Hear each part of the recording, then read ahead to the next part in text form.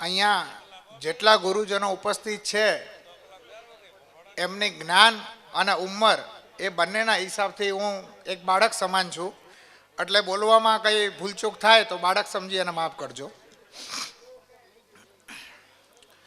રમણનાથ બાપુએ આવી દિવ્ય ધર્મસભાનું સરસ મજાનું આયોજન કર્યું છે એ બદલ એમને કોટી કોટી વંદન.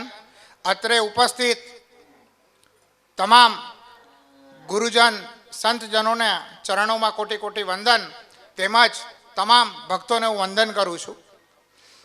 વાત વર્તમાન વિષયની છે, પણ થોડી ઝાંખી આપણે ઇતિહાસથી લઈએ કે આપણે હિન્દુ ગર્વ સે કૌમ હિન્દુ હૈ, તો આપણે એ હિન્દુ પ્રજા છીએ કે જેના હજારો વર્ષની ગુલામી પછી પણ આપણું આજે અસ્તિત્વ ટકી રહ્યું છે.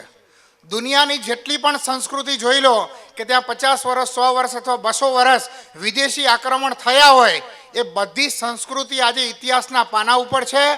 અને ભારતની એમાં ખાસ કરીને હિન્દુ ધર્મ, હિન્દુ સંસ્કૃતિ, સનાતન સંસ્કૃતિ, વૈદિક સંસ્કૃતિ જે હજારો વર્ષના આક્રમણ પછી પણ આજે વિદ્યમાન છે.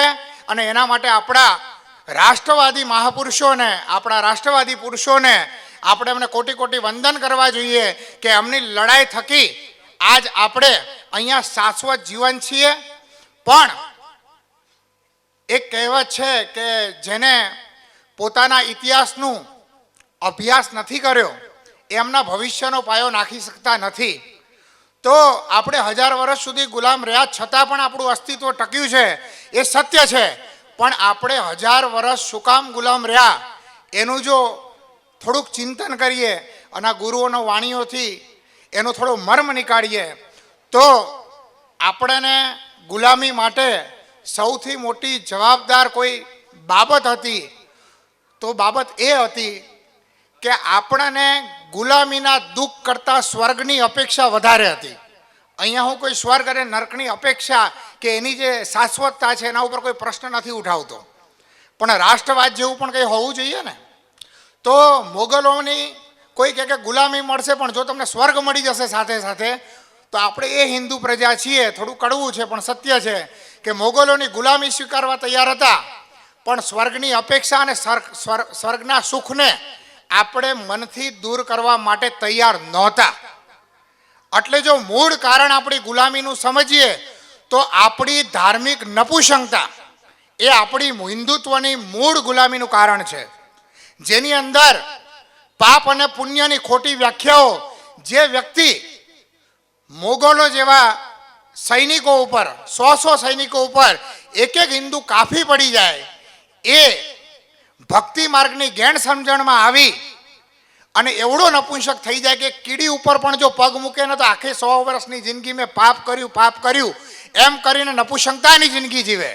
એટલે એક વીર યોદ્ધા, એક વીર મહાપુરુષને ધર્મથી વિમુખ કરી અને ખાસ કરીને ભક્તિ માર્ગના અણસમજણથી નપુંસક બનાવ્યા, જેનાથી આપણે હજારો વર્ષની ગુલામી ભોગવી. બીજું કે અત્યારનો સમય હોય કે પહેલાનો સમય હોય, ત્યારે આપણે ધર્મ અને રાષ્ટ્રવાદને અલગ સમજીએ છીએ. ક્યાંક ને ક્યાંક આજે રાષ્ટ્રવાદની ચર્ચા કરીએ એટલે સીધી રાજકારણના સિમ્બોલ લાગી જાય છે. તો હકીકતમાં ધર્મ સાથે રાષ્ટ્રવાદ હોવો જોઈએ. એક સમય એવો પણ ગયો કે શાસ્ત્રોના અર્થનું અર્થઘટન ખોટું થયું અને કહેવા માંડ્યા કે જગત મિથ્યા છે. અને જગત મિથ્યા સમજે તો પછી દેશ અને રાષ્ટ્રની તો કોઈ વાત વધતી નથી. પણ છેલ્લા દાયકાની અંદર જેના ચરણોમાં હું કોટી કોટી વંદન કરીશ કે જે લોકો ધર્મ અને રાષ્ટ્રને સાથે રાખી અને સમાજનું માર્ગદર્શન કર્યું, એવા સ્વામી વિવેકાનંદ અને દયાનંદ સરસ્વતીથી લઈને સ્વામી શ્રદ્ધાનંદ અને મહર્ષિ અરવિંદો ઘોષ જેવા મહાપુરુષોએ ધર્મની સાથે રાષ્ટ્રની ભાવના આપી.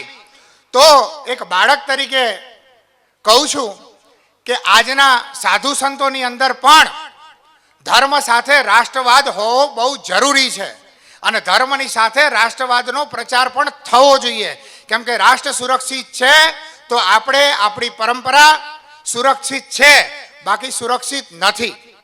બીજું જ્ઞાનની વાત કરીએ તો 21મી સદી છે, એઆઈ ટેકનોલોજીથી અત્યારે વિશ્વ શોભાયમાન છે અને નવી નવી વૈજ્ઞાનિક પદ્ધતિ શોધાઈ રહી છે.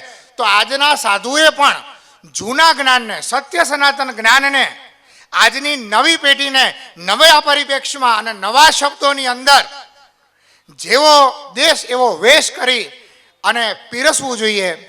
બસ છેલ્લે ભારત માતા કી જય. અસ્તુ. ગુરુજનોના ચરણોમાં કોટી કોટી વંદન. ભારત માતા કી જય.